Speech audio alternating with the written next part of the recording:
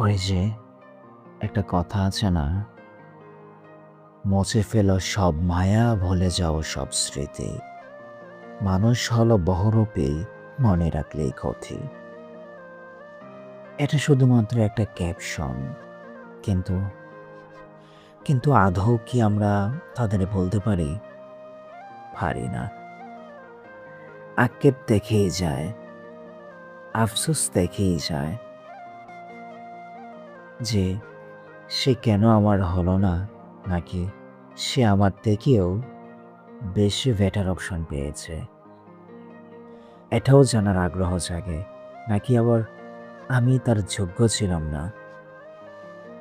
মনের ভেতর অনেক প্রশ্ন থাকে, নিজেকে নিজে প্রশ্ন করি। আবার